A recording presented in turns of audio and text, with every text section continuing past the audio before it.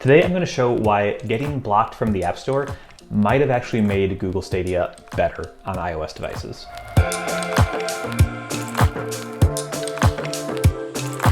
Hey everybody, welcome back to A Better Computer. My name is Matt, and I'm not a huge fan of Google Stadia. It's not where I'm going to buy most of my games. Its business model doesn't quite line up with what I want from buying games. I want to be able to own the game, be able to run it locally, run it on my local devices, so that if the service inevitably goes away, I can at least download it before it goes and play it for whenever, as long as I have hardware that supports it.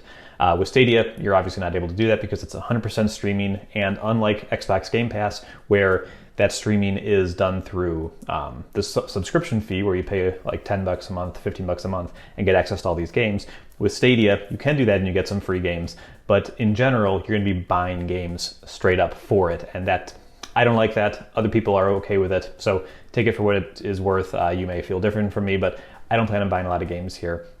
But they recently released a web app that works on iOS and the iPad, and they did this because they weren't able to release an app to the App Store, and Apple blocked them from doing that. Apple also blocked Microsoft from doing the same thing with Game Pass. And so I wanted to show you my experience with it so far as a skeptic, but someone who wanted to try it out and loves video games in general. And then I also wanted to explain why I think that this is actually a better app and better service for iOS users because it's not on the App Store. So let's take a look.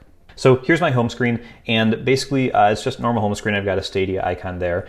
You can go in Safari to stadia.google.com and go here and then basically just save it to your home screen as an app. And here's what happens when you launch it, right? I just launched the app. It launches just like any other app that you would expect. And here we go. I'm going to go to a page that has all of my games. I only have one, so it's not a ton.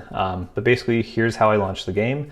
And there's a store app up here as well. So if I go into the store, I can see all of the games that are available for sale. And of course, I can kind of go into one.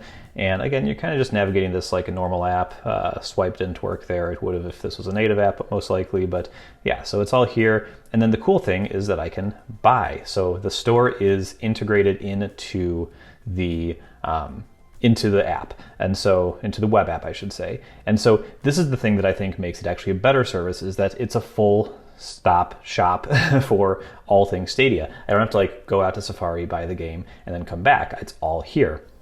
And it works relatively well. Like, there's no search, which kind of sucks, but that's just Stadia in general. The game library is relatively small still, and there's all this like, just there's some stuff here or whatever. But this is the Stadia experience, and you're getting their store in the app. And so I think that's really nice. And I'm going to grab my Xbox One controller, that's right here, and I'm just going to turn it on. Turn it on, and I should see a notification on screen in a second. There we go, the controller was linked. And so now the controller is ready to go, and I can actually navigate the app a little bit up and down with this. But I'm just going to hit A to start NBA 2K21. And so while it's loading, let's talk about what I don't love about Stadia games. Is that one of the promises of Stadia is that there's no downloads, no installs, all of that happens on the cloud, and that one of the points is that it gets you into the game quicker. One of the things I really wished it did was actually like skip over some of the game launching stuff. The game is currently launching right now and is taking a while, just like if you started from a cold boot on any other device. One of the nice things about Xbox and PlayStation is that when you close a game, it's not actually quitting the game, it's just freezing your state, and then you can just bounce right back to there later. There's no like startup. This time you have to go through the whole setup thing every single time. It's only a minute or two, so it's not that terrible, but it's not as quick as I thought it would be. But I'm kind of on the main screen right now. I can go to my league, and I can load up the franchise thing that I was playing. Another one of the limitations here is that, of course, this is all online. So this game is totally running elsewhere, and there's really no way for you to save your state. I can't just like freeze my state at any point and like save a spot. The game has to support saving on its own. And so, for example, with NBA 2K21, if, for example, I'm halfway through a game and I need to stop for some reason, there's no way for me to pause the game and come back to it. The only thing I can do is leave the game running on my iPad, make sure the screen stays on and everything so that it keeps running on Google servers. That's kind of annoying. Okay, and here we go. So I'm starting the game. I'm going to do the tip off here in a second. And in general, my experience has been that the lag has been okay. I do have good internet, typically getting about 100 to 120 megabits per second. Oh boy.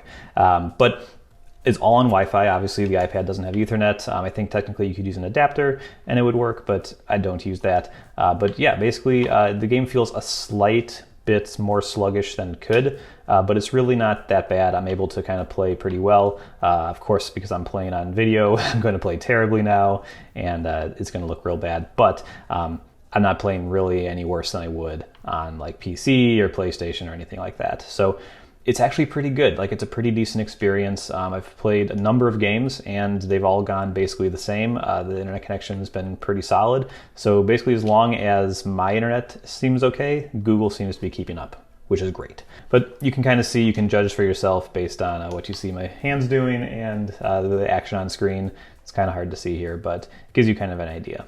And so is Stadia any good?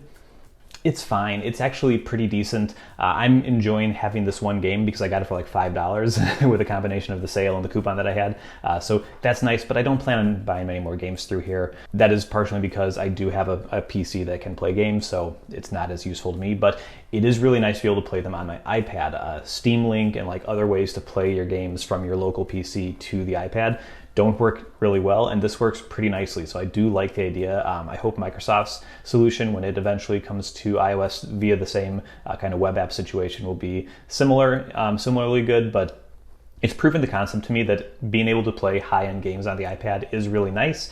I just want to do it with a service that has a great business model. But if you are okay with Stadia's business model, I do think the app is better because it works great. Like, all the features are there, and it's running in technically a web browser, and that means that Apple can't control what's going on there. It means that you get the Stadia store. It means you can buy things right from the app and not have to like go out, kind of like with like the Kindle app. The Kindle app can be your reader, but you have to go to Safari to actually buy it from Amazon, and that's a pain. And so it's really nice that Stadia does it all in one. So wanted to shout that out and talk about the service a little bit in general. So thank you so much for watching. I'll see you here next time. Bye-bye.